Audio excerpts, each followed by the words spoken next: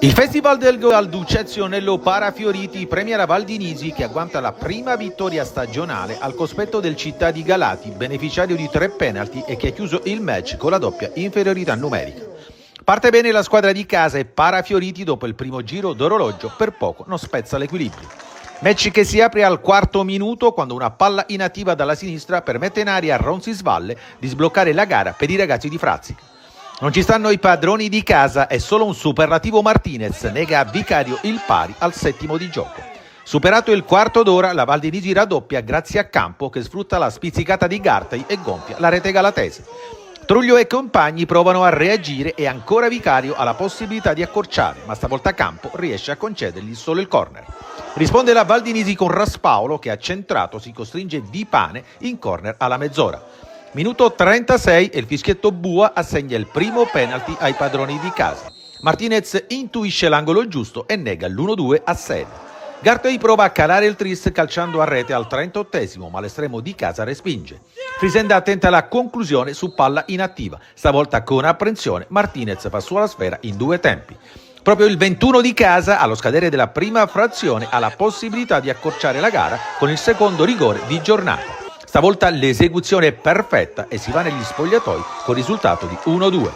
Ripresa che si apre sotto il segno degli ospiti che triplicano le segnature al 51°, quando il tiro chirurgico di Raspaolo si infila all'angolino portando il match sull'1-3.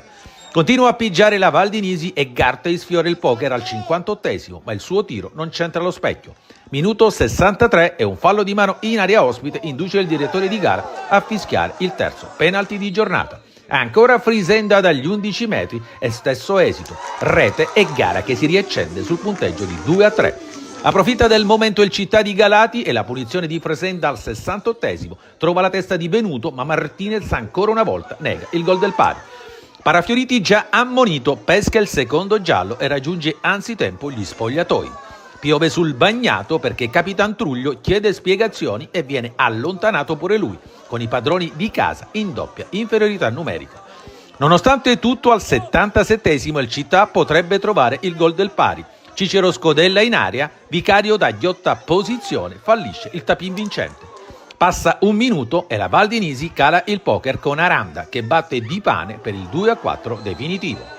Non succede più nulla con la Val di Nisi che acciuffa la prima vittoria stagionale con tanti juniores in campo e con questa vittoria auspica la pronta risalita in classifica. Giornata da dimenticare per i ragazzi di Vicario che rimangono penultimi a soli 2 punti e dovranno ritrovarsi per incamerare punti il prima possibile in questo difficilissimo campionato di promozione.